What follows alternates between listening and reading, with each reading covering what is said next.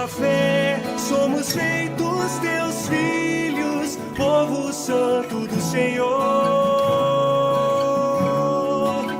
Sem a fé não há como alcançar paz com nosso Criador. Escolheste um povo caído, revelando teu amor. Deste fé ao homem pecador.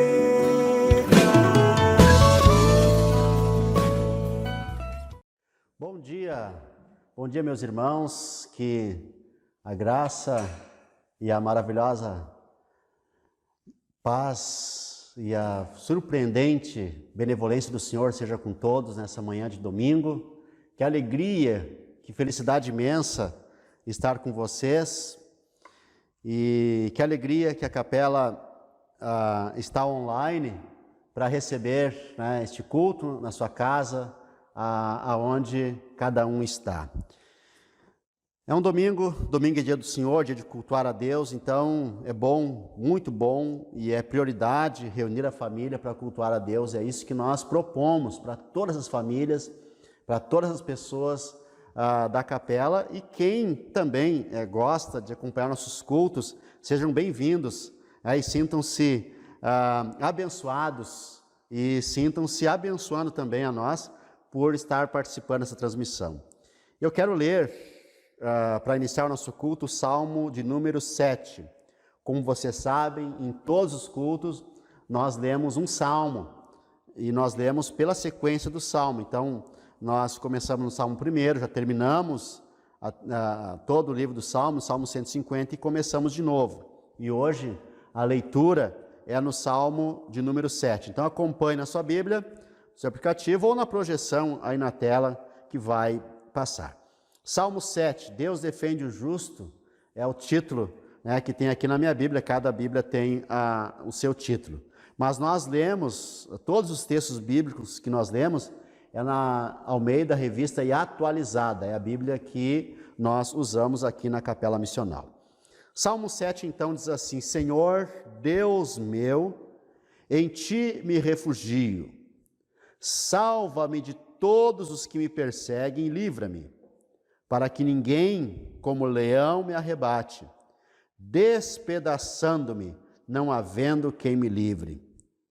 Senhor meu Deus, se eu fiz o de que me culpam, se nas minhas mãos há iniquidade, se paguei com mal a quem estava em paz comigo, eu que poupei aquele que sem razão me oprimia, persiga o inimigo a minha alma e alcance-a, espezie no chão a minha vida e arraste no pó a minha glória.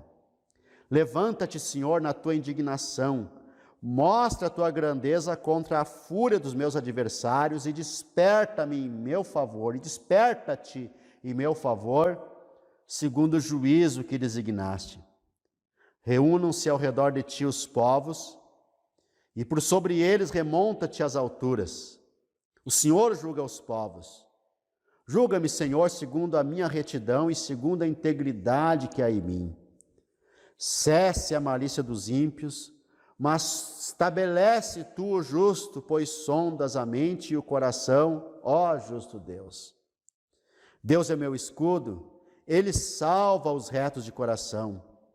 Deus é justo juiz, Deus que sente indignação todos os dias. Se o homem não se converter, afiará Deus a sua espada. Já armou o arco, tem-no pronto. Para ele preparou já instrumentos de morte, preparou as suas setas inflamadas. Eis que o ímpio está com dores de iniquidade, concebeu a malícia e dá luz à mentira. Abre e aprofunda uma cova e cai nesse mesmo poço que faz. A sua malícia lhe recai sobre a cabeça, e sobre a própria mioleira desce a sua violência. Eu, porém, renderei graças ao Senhor, segundo a sua justiça, e cantarei louvores ao seu nome, e cantarei louvores ao nome do Senhor Altíssimo. Louvamos ao Senhor por sua bondade, louvamos ao Senhor por seu amor, por sua misericórdia, por sua infinita graça. E esse salmo é um clamor para que o justo seja defendido pelo Senhor. O justo não é aquele que é justo, mas aquele que Deus o faz justo.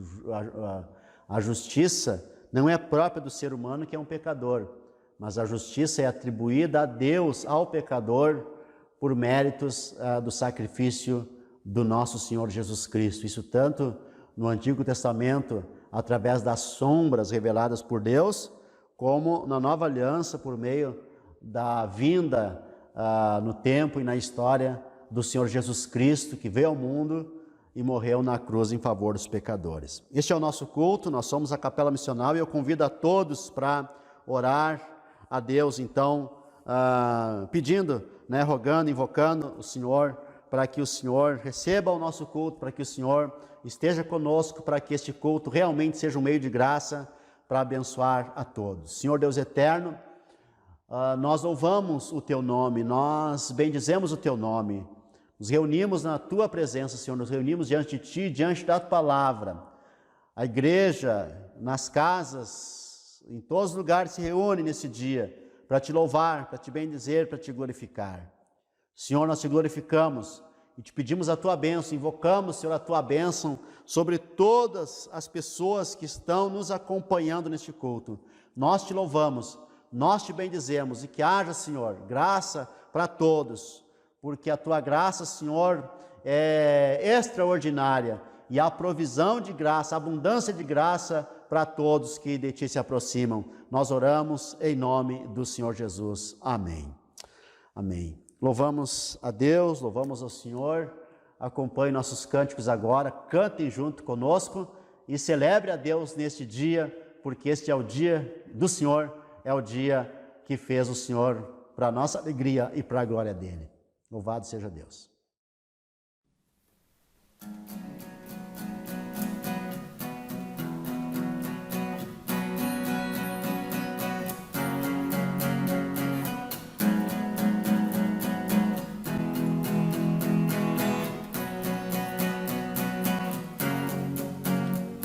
Água e vinho tornou, os olhos dos cegos abriu. Não há outro igual, igual a Deus. Dentro da noite brilhou, das cinzas os fez ressurgir. Não há outro igual, igual a Deus. Deus, Tu és grande, és invencível, mais elevado que qualquer outro. Tu és a cura, grande em poder, nosso Deus, nosso Deus.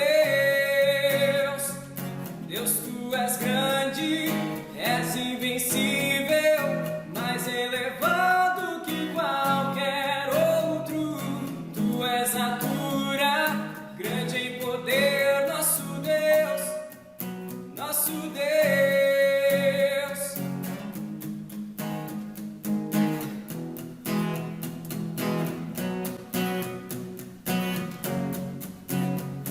Água em vinho tornou, os olhos dos cegos abriu. Não há outro igual, igual a Deus. Dentro da noite brilhou, das cinzas nos fez ressurgir. Não há outro igual, igual a Deus. Deus, Tu és grande, és invencível, mais elevado que qualquer outro. Tu és a cura, grande em poder, nosso Deus, nosso Deus.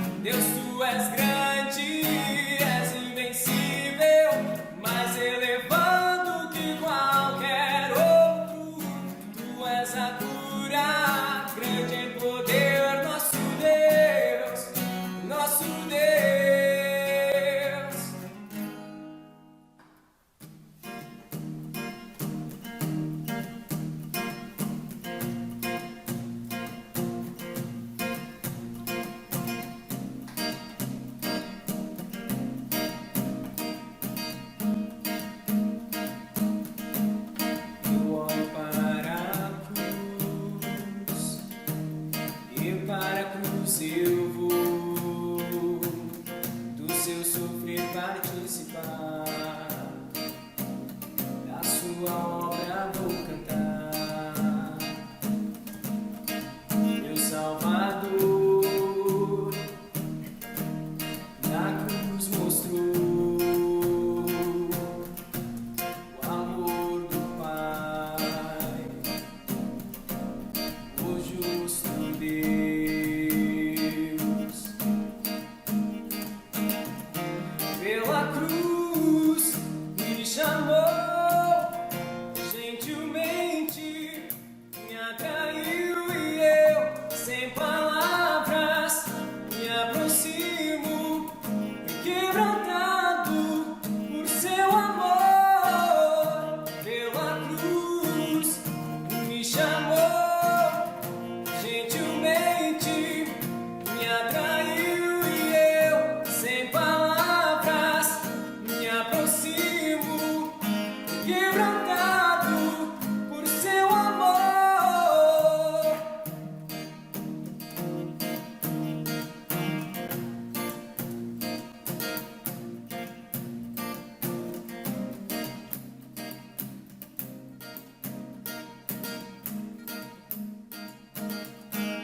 Merecida vida, de graça recebi, por sua cruz, da morte me livrou,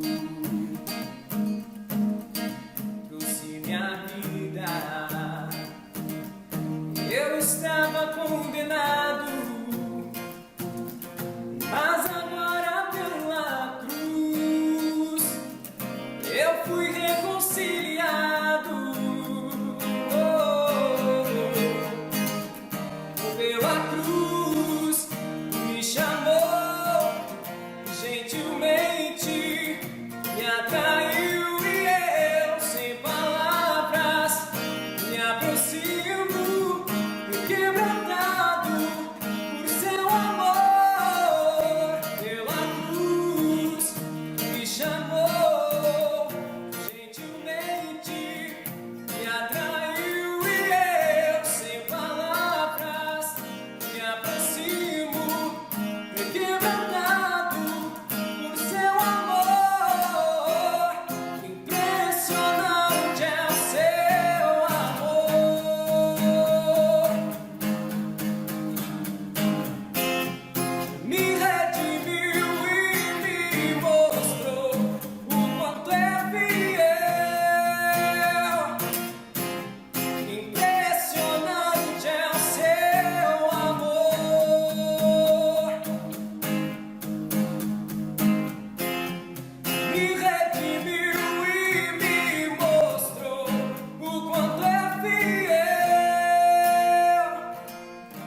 Pela cruz me chamou, gentilmente me atraiu e eu, sem palavras, me aproximo, quebrantado por seu amor.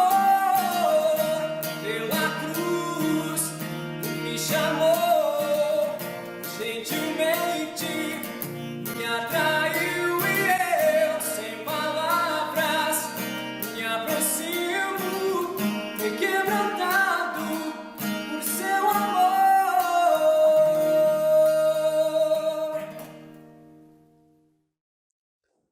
Meus irmãos, vamos ao breve catecismo de Westminster. Em todos os nossos cultos, nós usamos uma pergunta ou mais do breve catecismo como ensino, né, como ajuda para que a igreja, para que os irmãos aprendam a palavra e acompanhem progressivamente o ensino das Escrituras. Em casa e aqui na capela nós fazemos isso. Então, hoje nós vamos para a pergunta número 102. Nesses dias nós estamos vendo as perguntas relativas à oração do Senhor, à oração do Pai Nosso. E hoje, então, a pergunta número 102. Eu faço a pergunta e todos recitam juntos, vai estar aí na tela também, na projeção, né, na transmissão, o texto da resposta. Eu faço a pergunta e todos respondem juntos. Nós vamos fazer duas vezes. Pergunta: pelo que oramos na segunda petição? Resposta: na segunda petição, que é, venha o teu reino, pedimos que o reino de Satanás seja destruído e que o reino da graça seja adiantado, que nós e os outros a ele sejamos guiados e nele guardados, e que cedo venha o reino da glória. Vamos de novo. Pergunta 102 então. Pelo que oramos na segunda petição? Resposta: na segunda petição, que é, venha o teu reino, pedimos que o reino de Satanás seja destruído e que o reino da graça seja adiantado, que nós e os outros a ele sejamos guiados e nele guardados, e que cedo venha o reino da glória.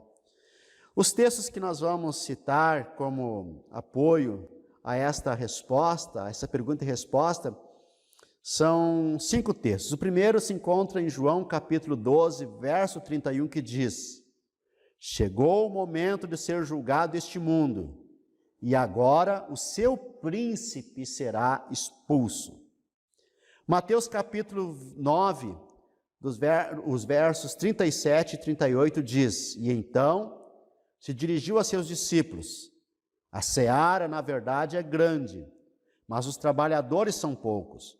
Rogai, pois, ao Senhor da seara que mande trabalhadores para a sua seara. Segundo aos Tessalonicenses, capítulo 3, verso 1. Finalmente, irmãos, orai por nós, para que a palavra do Senhor se propague e seja glorificada, como também está acontecendo entre vós. Aqui Paulo, então, pede oração aos Tessalonicenses, para que a palavra do Senhor seja propagada em muito mais lugares, assim como está acontecendo entre eles, e que a palavra seja aceita nesses lugares. Romanos 10, 1. Irmãos, a boa vontade do meu coração e a minha súplica a Deus a favor deles são para que sejam salvos. Aqui Paulo está declarando que ele ora pelos judeus para que eles sejam salvos também.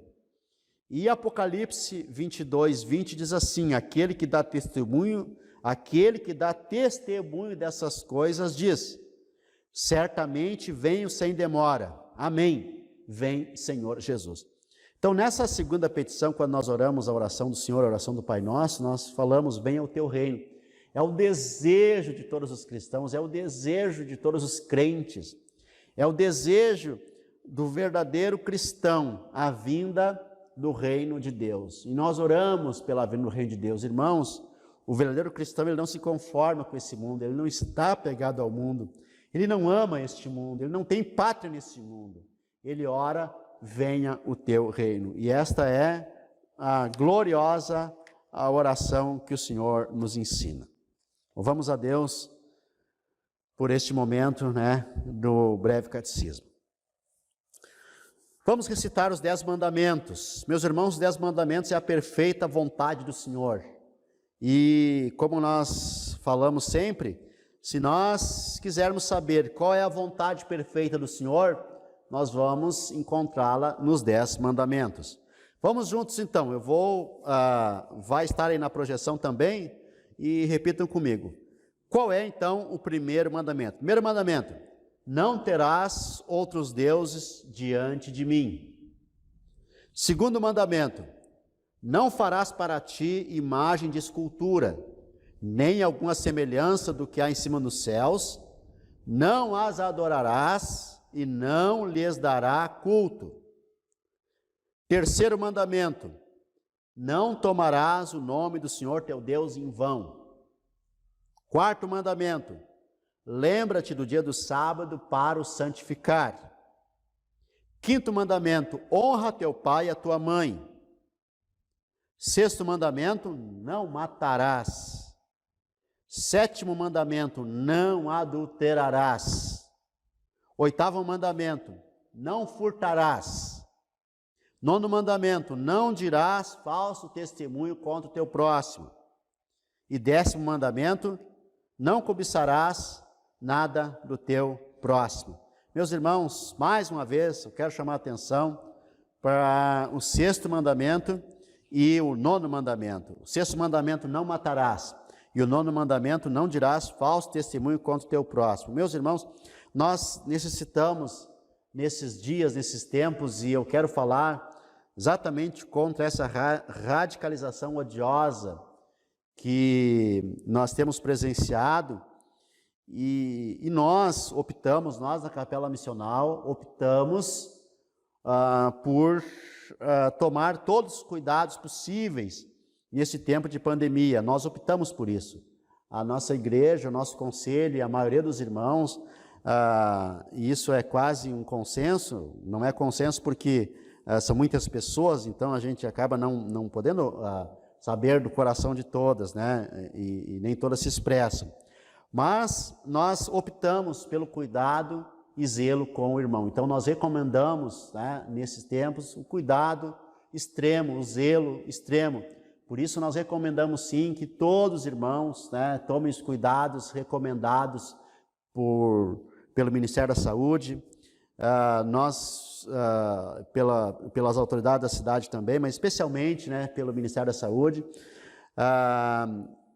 e pelas autoridades da saúde, usar máscara, ao chegar em casa, tomar todas as precauções necessárias, não sair na rua nos locais públicos sem máscara, nos locais públicos usar o álcool gel, em casa ter o álcool em gel também, usar todos os cuidados. Por quê? Porque assim nós estaremos protegendo aquelas pessoas que nós amamos e também o próximo quando nós estivermos na rua. Esta é uma maneira de nós cumprirmos esse 6º mandamento, não matarás.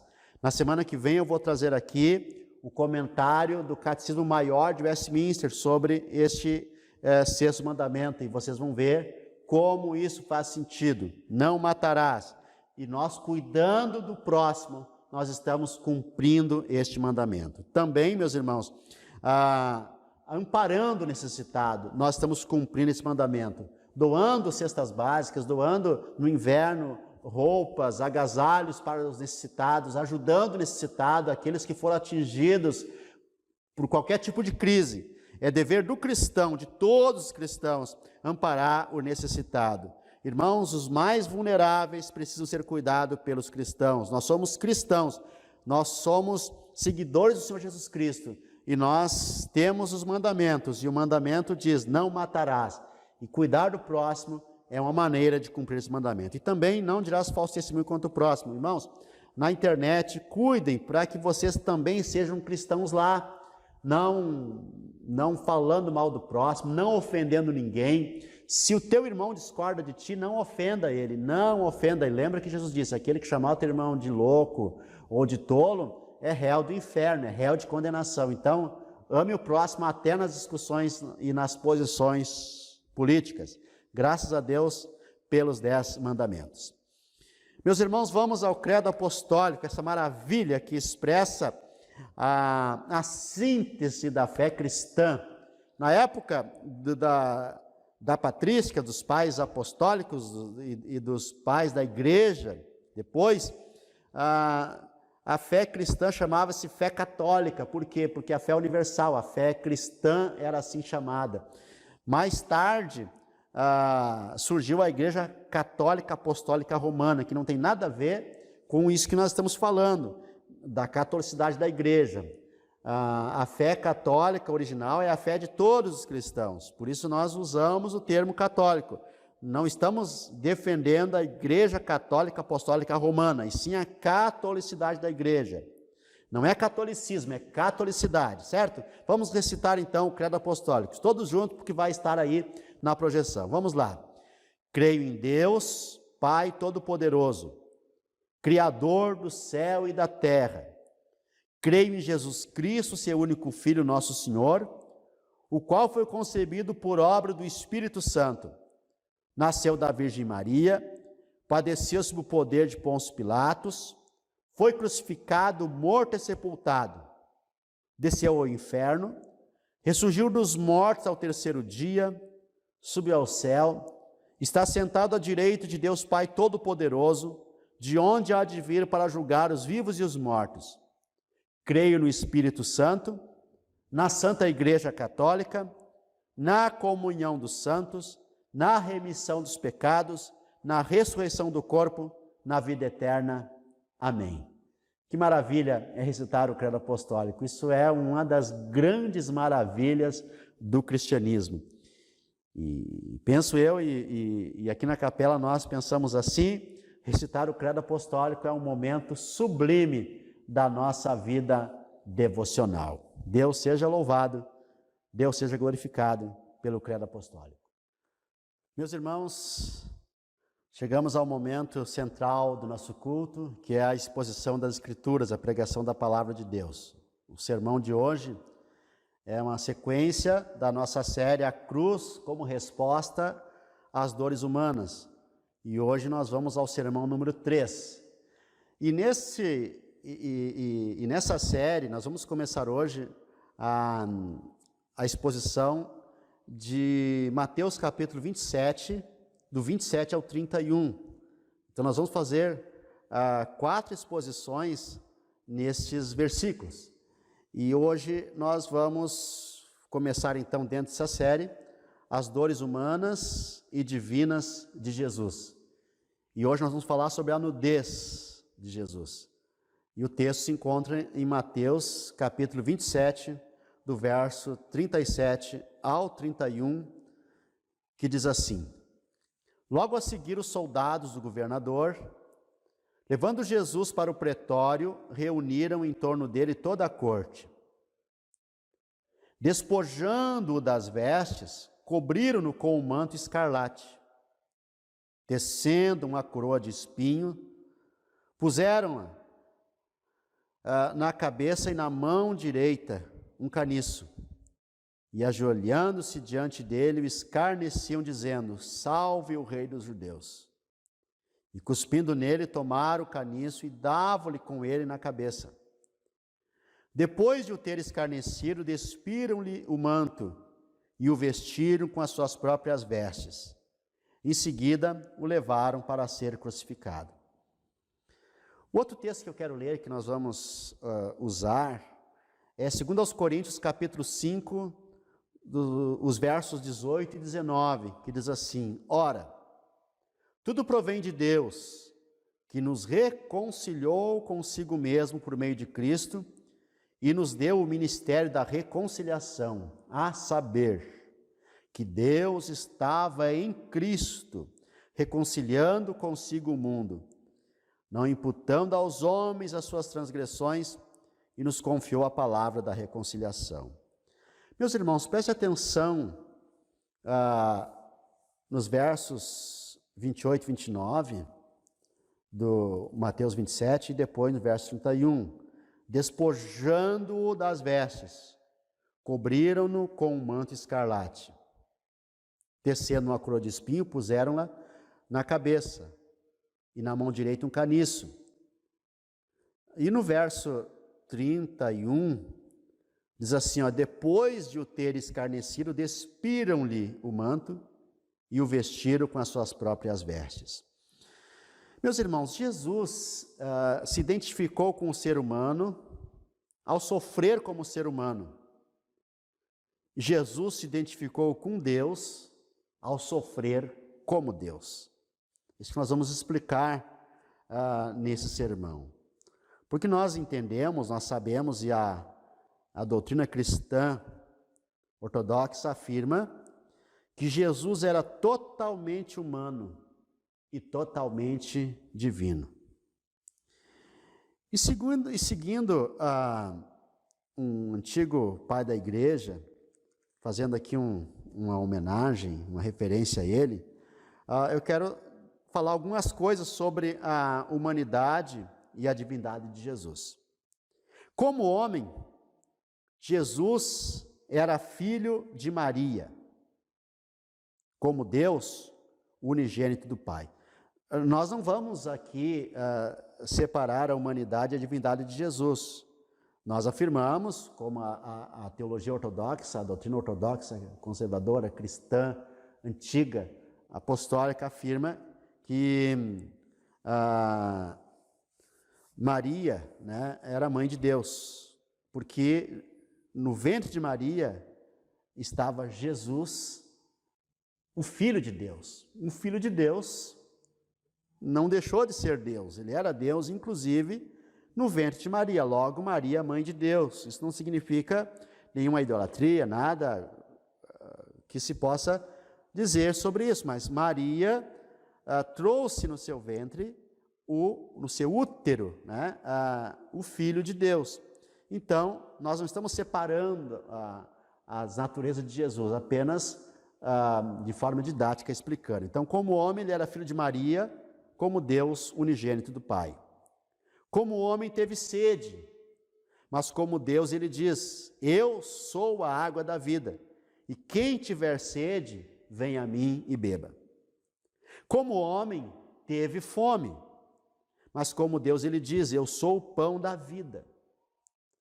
Como homem, ele sentiu cansaço, mas como Deus, ele diz: venham a mim todos que estão cansados e oprimidos, e eu lhes darei alívio. Mais uma vez eu quero afirmar, nós não estamos dividindo a indivisível duas naturezas de Jesus. Ele era aquele que diz: venham a mim todos que estão cansados, é Deus, mas é o homem Jesus que diz.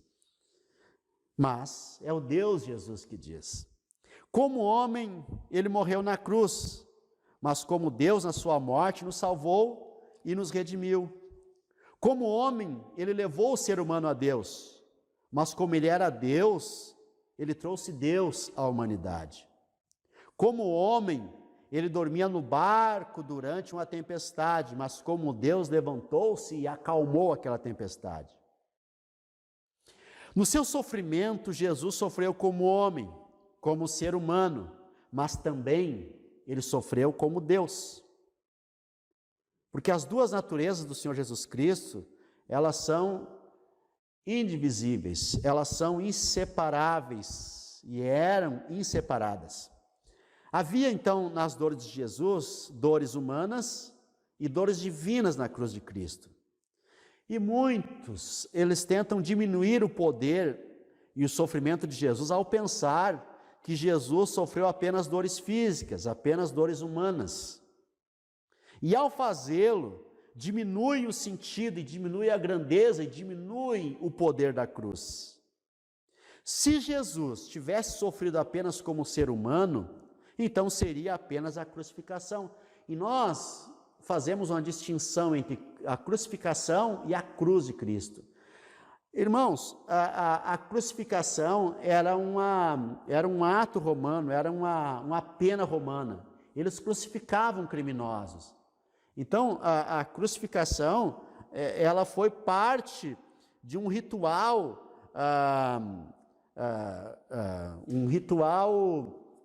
jurídico, um ritual de punição da lei romana. Já a cruz, meus irmãos, ela foi exclusivamente de Cristo. Então nós temos que fazer uma diferença entre a crucificação e a cruz. Jesus foi crucificado, mas o que representa as dores de Jesus, a paixão de Cristo, nós chamamos de a cruz de Cristo, que envolve todo o sofrimento do Senhor Jesus Cristo. Por isso, havia, meus irmãos, mais do que espinhos na coroa, mais do que o chicote, mais do que o madeiro, mais do que os pregos, mais do que a cruz de madeira. Havia um homem sofrendo, mas havia um Deus sofrendo. Havia um homem sendo crucificado, mas havia um Deus sendo crucificado. E quando Jesus diz: Deus meu, por que me desamparaste? Ele diz porque não havia a possibilidade de Deus o socorrer. Por quê? Porque Deus estava na cruz. O texto que nós lemos, em segundo momento, diz: Deus estava em Cristo. É isso que o texto diz. Deus estava em Cristo reconciliando consigo o mundo. Deus o Pai não iria socorrer a Jesus na cruz, por quê? Porque ele estava na cruz, reconciliando consigo o mundo. Deus estava sendo crucificado na pessoa de Jesus. No texto de Mateus, meus irmãos, que nós lemos, os soldados tiram as roupas de Jesus, o deixam nu, o desnudam. E nessa série de sermões nós estamos tratando dos sofrimentos de Jesus e das respostas ao sofrimento a partir da cruz, porque é um tempo difícil. É um tempo em que as pessoas estão passando por necessidades, muitos estão passando por crises financeiras, muitos estão doentes, muitos estão com medo, muitos estão precisando de amparo, de apoio, de socorro. E esta série de sermões, meus irmãos, ela tem por objetivo trazer respostas às dores humanas a partir das dores do Senhor Jesus. Os soldados tiram as roupas de Jesus, o deixam nu, o desnudam, o fazem passar vergonha. Meus irmãos, um homem despir outro homem é a suprema vergonha. Um homem despir outro homem é uma vergonha, é a suprema vergonha para aquele que está sendo despido. É a exposição do vencido, é o vexame. E Jesus, meus irmãos, ele passou por isso, ele foi humilhado, ele foi envergonhado. E na época, quando um homem notório era vencido numa batalha, ele era desnudado na frente do seu povo, do seu exército. E ele era obrigado a desfilar nu na frente do seu povo. Quem já não ouviu a expressão, o rei está nu? Quando um rei era capturado, um general, ele era desnudado, porque isso era uma vergonha, isso era o sinal do vencido. Da mesma maneira, quando uma adúltera era pega, ela era desnudada na frente dos acusadores e dos juízes. E muitas vezes ela era apedrejada nua. Irmãos, a nudez, ela foi descoberta com o pecado. A nudez é uma revelação da nossa intimidade. Porque a nudez do corpo, ela desnuda a alma também. A nudez do corpo desnuda a alma também. E somente não sente vergonha de ficar nu aquele que antes já teve na sua alma a aceitação disso. Então, meus irmãos, Jesus, ao ser desnudado, ele sentiu-se exposto e humilhado. Ele sentiu a vergonha moral. Ele sentiu-se exposto, ele sentiu-se humilhado, ele sentiu-se abusado. Porque na alma de Jesus, meus irmãos, Deus também sentiu a humilhação e a vergonha. E é exatamente essa humilhação, esse sofrimento moral, é que nós vamos explorar a partir desse ato de desnudamento agressivo e abusivo que foi feito com o Senhor Jesus Cristo. E nós vamos ver duas implicações teológicas deste ato humilhante. É isso que nós vamos ver então, duas implicações teológicas deste ato humilhante. A primeira, meus irmãos, é que a vergonha e humilhação de Jesus era a humilhação do Filho de Deus. Ao ser exposto à vergonha, Deus também sofreu esta dor, pois o que estava sendo humilhado, ou quem estava sendo humilhado, era o Filho de Deus, Deus entre nós. Essa foi uma dor de Deus, porque aqui o homem Jesus, aqui o Senhor Jesus Cristo, ele também sofre como Deus, porque quem estava ali sendo agredido, sendo violado, era o Filho de Deus, era Deus entre nós, era o Verbo de Deus, o Verbo que se fez carne, que habitou entre nós. Quem estava sofrendo aquele abuso era o Criador do mundo, o Criador e sustentador da vida, de todas as coisas. Neste ato, este Criador, aquele que era Deus, ele foi ridicularizado. E ao despir Jesus, toda a vergonha da humanidade foi lançada sobre Jesus, meus irmãos, porque Jesus era santo. E ele foi violado na sua moral, na sua moralidade. Adão e Eva, eles sentiram vergonha de sua nudez após o pecado. Então eles passam a se vestir. Por quê? Porque a roupa nos faz sentir protegidos, com a alma protegida, com a nossa moral protegida, com a nossa vergonha protegida. Porque desnudar alguém para humilhar é tirar a dignidade dessa pessoa. A maior violência que pode existir é o desnudamento de uma pessoa forçado, é violar o corpo de uma pessoa. Essa é a suprema violência. Por isso o abuso de uma mulher, de uma criança, até mesmo de um homem, é a suprema humilhação. Porque desnudar alguém para humilhar é tirar a sua dignidade, é violentar a pessoa. Meus irmãos, a nudez só não humilha quando a nossa alma se desnuda primeiro. É a única situação em que a nudez não humilha. É quando a alma da pessoa já está desnudada, quando há aceitação daquele ato, daquele fato. Por isso os casais se desnudam depois de... Claro que isso é como deveria ser, né? Não estou falando daquela pessoa que já aprendeu a se desnudar porque a sua moral foi trabalhada, já foi violada antes, já por muitos motivos culturais e tantos outros motivos, mas naturalmente, psicologicamente, meus irmãos, a nudez só não humilha quando nossa alma se desnuda primeiro. Então, por isso os casais se desnudam sem problema, porque a alma dele está desnudada diante do seu cônjuge. E ao tirar a roupa de Jesus, tiraram também a sua honra, a sua dignidade, tiraram a sua grandeza, o humilham moralmente, o violentam a sua alma. Então aqui nós estamos diante de alguém que está diante de outras pessoas sendo desnudados. O texto diz que os soldados tiraram a roupa de Jesus.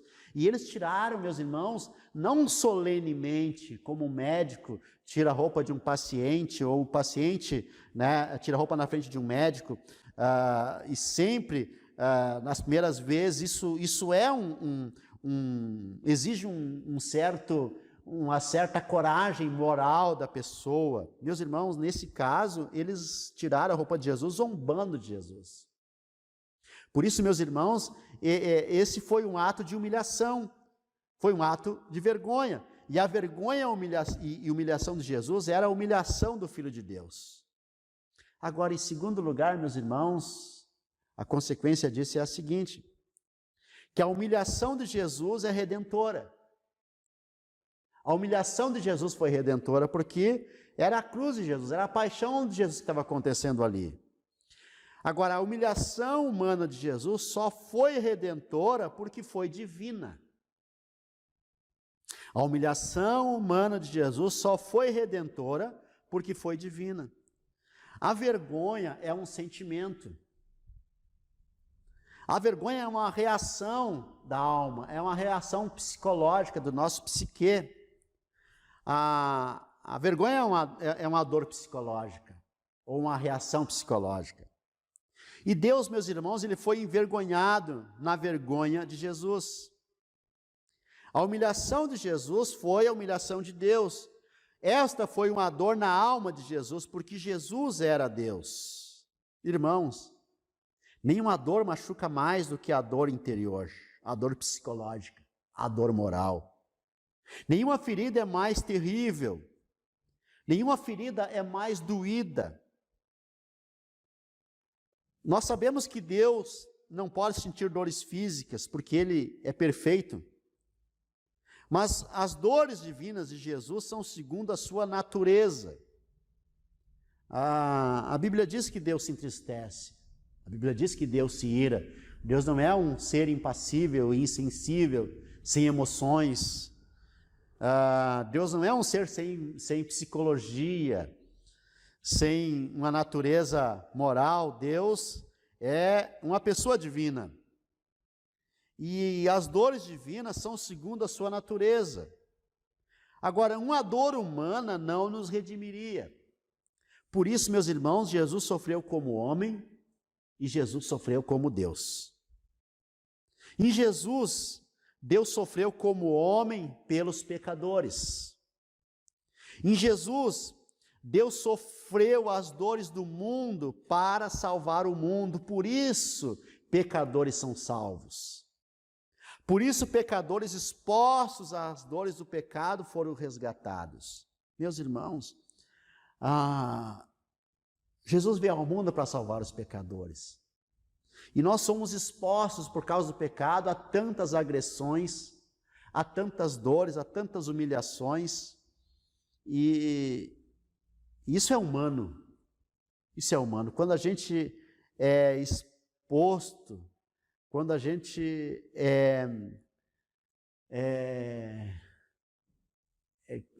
exposto às outras pessoas, descoberto em alguma intimidade nossa, em algum segredo nosso, irmãos, nós nos sentimos extremamente humilhados.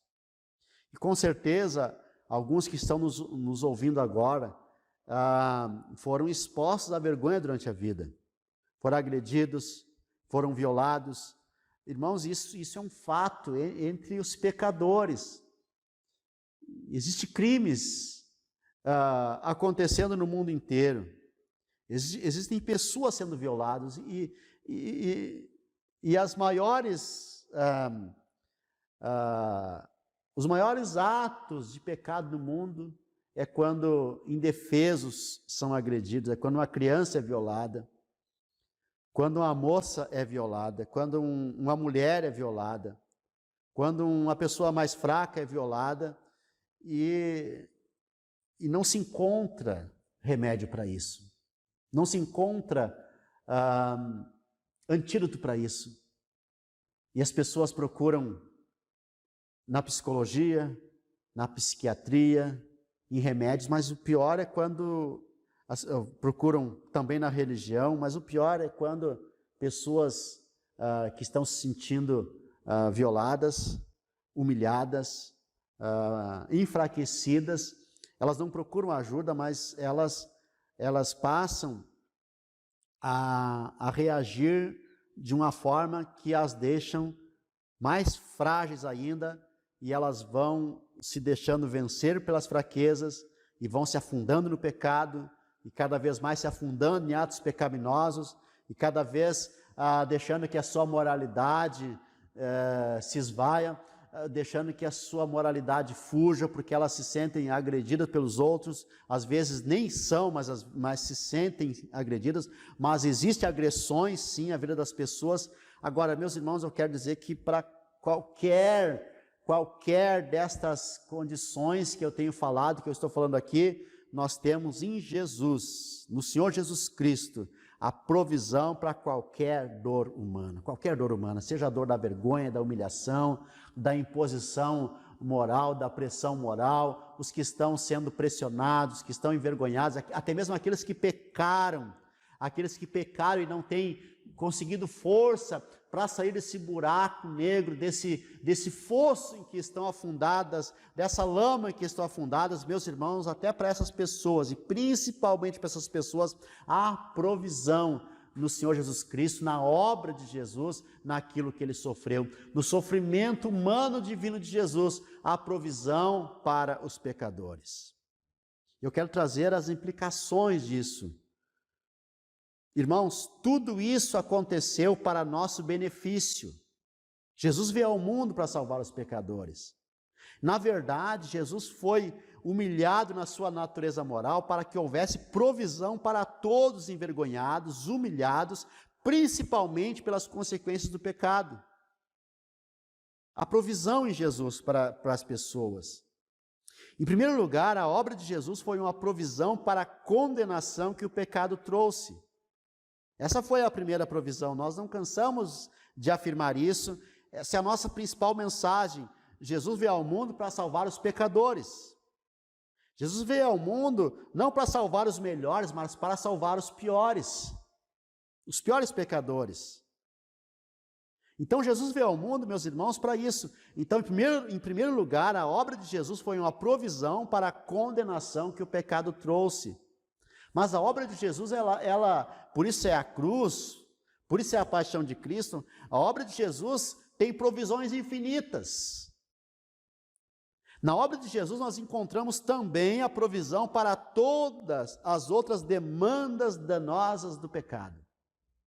Na obra de Jesus nós encontramos a provisão para todas as demandas danosas que o pecado trouxe. Então eu quero afirmar, irmãos, em primeiro lugar, que na vergonha e humilhação de Jesus, há provisão para todos os que forem expostos à vergonha e à humilhação. Por isso ele pode socorrer essas pessoas. Ele pode socorrer as pessoas humilhadas. Ele pode socorrer as pessoas que erraram. Ele pode socorrer aquelas pessoas que pecaram. Ele pode socorrer as pessoas que não conseguem sair do buraco em que elas mesmas se colocaram. Jesus pode socorrer, porque há provisão para todos. Há provisão para todas as demandas do pecado, meus irmãos, dos pecadores. Jesus morreu na cruz para trazer provisão para nossos pecados, mas também para todas as consequências do pecado e dos nossos pecados. Também, meus irmãos, no abuso moral sofrido por Jesus, há provisão para todos os abusados. Irmãos, no abuso moral sofrido por Jesus, há provisão para todos os abusados. Se nós formos ler os Salmos, meus irmãos, nós vamos ver que há orações para todas as ocasiões. E por quê? Porque na vida de Jesus, na paixão de Jesus, na cruz de Cristo, meus irmãos, em cada ato dele, há uma provisão para cada demanda nossa. Por isso ele pode socorrer essas pessoas. Então quem foi abusado quando criança, quando foi abusado quando adolescente, quem foi abusado quando adolescente, quem foi abusado mesmo depois de casado, irmãos, quem foi abusado não apenas em termos sexuais, mas também em empregos, em comunidades, por chefes, por professores, por pastores, por amigos, por maridos, por cônjuges, por noivos, por noivas, meus irmãos, Jesus pode socorrer a cada um, e não há por que a pessoa se esconder, porque a pessoa viver a vida toda moralmente fracassada, para baixo, porque, irmãos, em Jesus há socorro para essas pessoas. Também, meus irmãos, na ridicularização de Jesus, a provisão para todos que foram ridicularizados e despidos de sua dignidade. Por isso ele pode socorrer a cada um que sofre ou sofreu esse tipo de ataque. Irmãos, o cristão, ele tem todas as provisões, ele não precisa viver dentro de uma caverna, ele não precisa viver dentro de um escuro, sem saída. Por isso o cristão é livre. Por isso o cristão, quando ele é ridicularizado, quando ele é ofendido, ele é uma pessoa livre. Ele é uma pessoa livre. Ele é uma pessoa que deveria ser livre. Essa semana eu coloquei uma foto minha no Facebook, no Instagram, enfim, apoiando ou incentivando as pessoas a usarem máscara. E alguns amigos me mandaram alguns textos, alguns debochando, outros rindo, outros dizendo que eu estava com medo, outros falando que isso era errado porque tantas pessoas defendem que não se deve usar máscara e tal. Irmãos, mas o cristão é livre, eu não estou nem aí. E se precisar colocar de novo, eu vou colocar. Por quê? Porque esse tipo de ridicularização não deve atingir um cristão, porque ele é livre, ele tem a alma livre. Então, se estão te ridicularizando, se estão te humilhando, te atacando a tua dignidade, você pode reagir, mas reaja como uma pessoa livre, não como uma pessoa agredida, mas reaja como uma pessoa livre, porque o Senhor Jesus Cristo já te salvou, Ele já te redimiu, Ele já te transformou numa pessoa forte. Então, a provisão de Jesus nos fortalece. E finalmente, meus irmãos, sabendo dessas verdades, e dessas provisões que há em Jesus, e crendo nele e tomando posse delas, nós devemos crer que cada um pode ser recuperado para a vida, pode ser recuperado para a esperança, pode ter a esperança no seu coração renovada e recuperada para a esperança e para a felicidade. Irmãos, nós somos pessoas redimidas, e o redimido vive na esperança e vive para a felicidade. O cristão, para ser feliz, ele não precisa sair pecando. O cristão, para viver a sua alegria, a sua felicidade, ele não necessita fazer como as pessoas imorais ou amorais, mas principalmente imorais, fazem, de sair festejando, curtindo, se entregando a prazeres. Por quê? Porque a felicidade dele não depende disso. Mas ele foi envergonhado no passado, ele foi humilhado, ele foi violado, e a sua alma foi violada, a sua natureza psicológica foi abalada, e ele psicologicamente é uma pessoa abalada, e por isso ele sai para curtir, para tentar uma fuga, para tentar um escape. Na verdade, isso apenas uma desculpa para o pecado. Nós já fomos resgatados na nossa moralidade, ou melhor, há uma provisão de resgate para a nossa moralidade. Irmãos, a nossa felicidade, a nossa satisfação não depende de dinheiro, não depende de riquezas, não depende de prazeres, não depende de sexo. A nossa alegria não deveria depender dessas coisas. Por quê?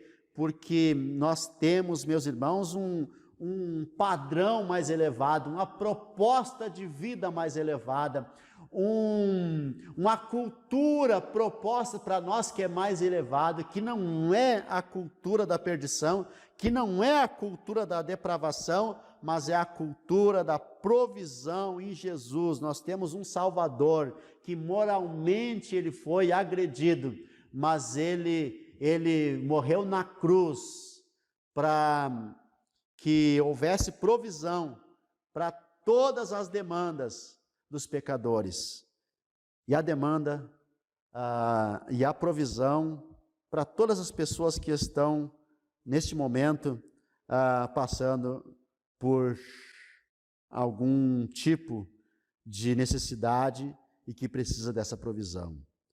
Há estudos dizendo que por causa da quarentena, ou por ocasião da quarentena, muitas mulheres, ou muito mais mulheres estão sendo agredidas, ou muito mais pessoas estão sendo agredidas pela violência doméstica. Muito mais crianças estão sendo agredidas, e muitas pessoas estão se entregando à pornografia, pelo cansaço, por estar em casa, por ter acesso. Mas eu quero dizer para o cristão não precisa, aliás, o cristão não tem por que se entregar a estas decadências, porque nós temos um socorro em Jesus, e Ele nos socorre. Mas mesmo que você nesses dias tenha ficado mais agressivo, mesmo que você nesses dias tenha, quem sabe, experimentado o pecado da pornografia, eu quero dizer, há socorro em Jesus. Sai desse buraco enquanto é tempo, sai desse buraco enquanto você não se afunda ainda mais, mas se você está afundado, corra para Jesus, porque Ele tem a provisão necessária para a tua alma e para a tua vida. Não há outro escape. Se você não correr para Jesus, não buscar a provisão da sua demanda necessária em Jesus, você vai se afundar cada vez mais no pecado, na desesperança, na infelicidade, e não vai ter outra forma de satisfazer a sua alma a não ser o pecado. Mas a minha proposta nesse sermão, a partir desse texto, em Jesus nós temos a provisão necessária que precisamos. Vamos orar a Deus. Senhor Deus eterno, nós louvamos o Teu nome, nós bendizemos o Teu nome, e por meio da Tua palavra, que é provisão para nós, a Tua palavra, Senhor, o sermão, a pregação das Escrituras, a exposição das Escrituras que traz provisões para a nossa alma, meio de graça para a nossa alma, que seja um meio de graça para todos os necessitados, e que aquele que está lá no fundo do poço seja erguido nesse dia nesse momento. Aquela pessoa que está se sentindo abandonada, sozinha, que receba em Ti, Senhor, a grande satisfação da sua alma e que haja provisão, ou que essa pessoa encontre a provisão. Meu irmão ou minha irmã, você que estão me ouvindo e estão orando comigo, recebam neste momento essa graça divina, essa provisão divina, e saia do poço, e saia do buraco, e saia deste aperto em que a sua alma se encontra por meio da provisão que há no Senhor Jesus Cristo para a tua vida. Eu oro em nome de Jesus. Amém. Amém.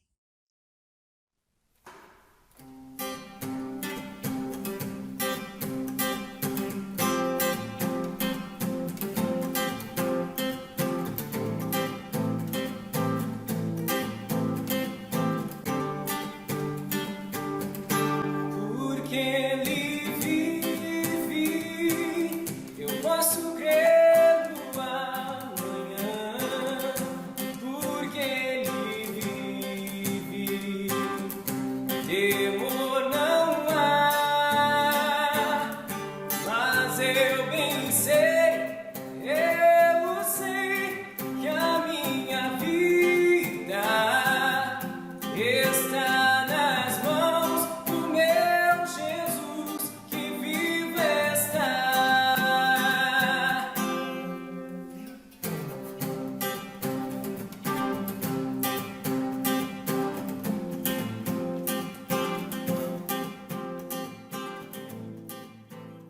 Louvamos ao nosso Deus, louvamos ao Senhor por sua infinita graça. Que maravilha podermos pregar a palavra, cantar louvores ao Senhor, podermos cultuar ao Senhor. Meus irmãos, nós estamos chegando à parte final do nosso culto. Eu quero dizer que nós somos a Capela Missional, somos a Igreja Cristã de Confissão Reformada. Nós estamos na rua Nicolau Eli, 332, em Porto Alegre, no bairro Jardim Floresta. Por enquanto, os nossos cultos são online e nós não temos o nosso culto presencial, mas depois que passar essa fase, você é nosso convidado para participar dos nossos cultos, sempre aos domingos, às 10 horas da manhã.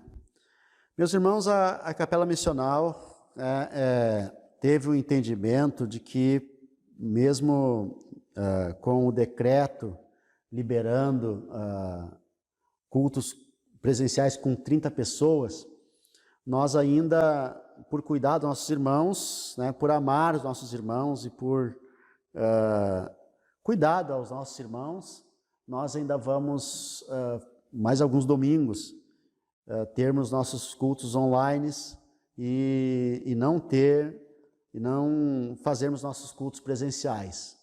Então, esse foi o entendimento que nós tivemos.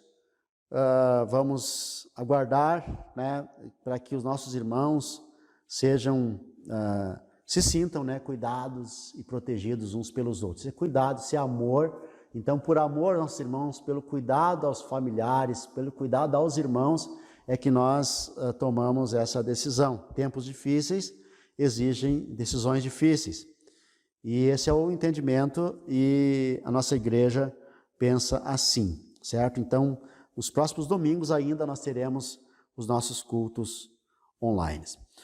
Meus irmãos, também estamos chegando ao final, e eu quero fazer uma oração com os irmãos e convidar a todos para que compartilhe esse vídeo, assistam os nossos outros vídeos do YouTube, compartilhe com amigos, com familiares.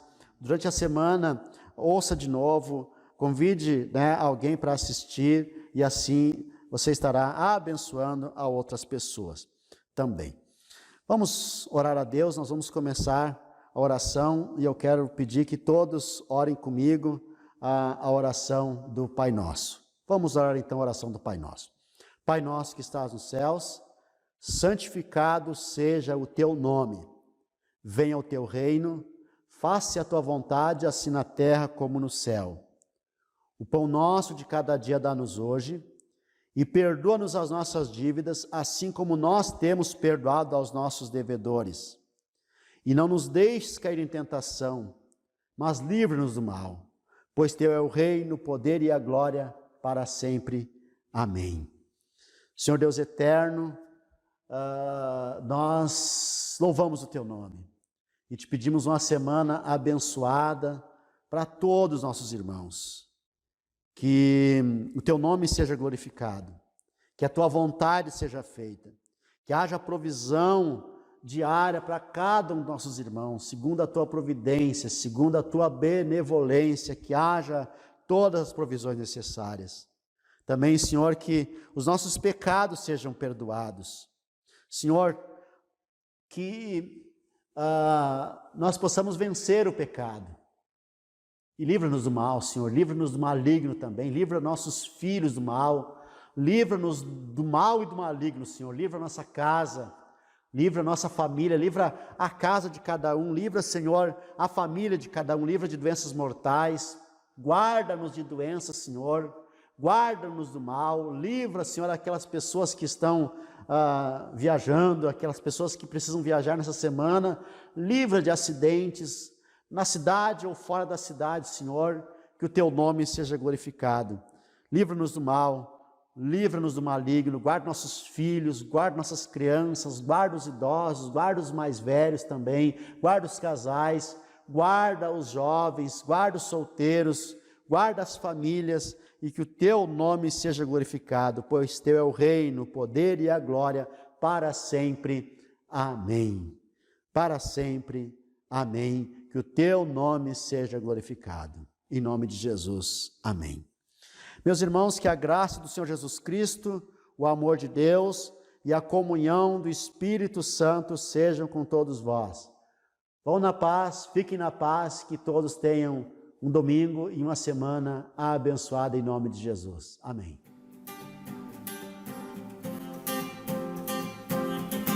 Deus enviou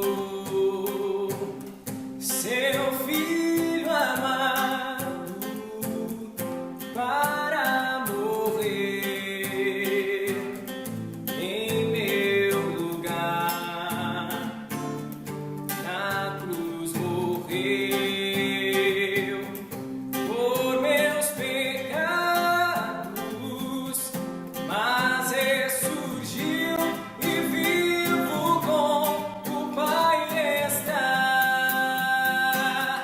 Porque Ele vive, eu posso crer no amanhã. Porque Ele vive, temor não há. Mas eu bem sei, eu sei que a minha vida está nas mãos do meu Jesus, que vivo está.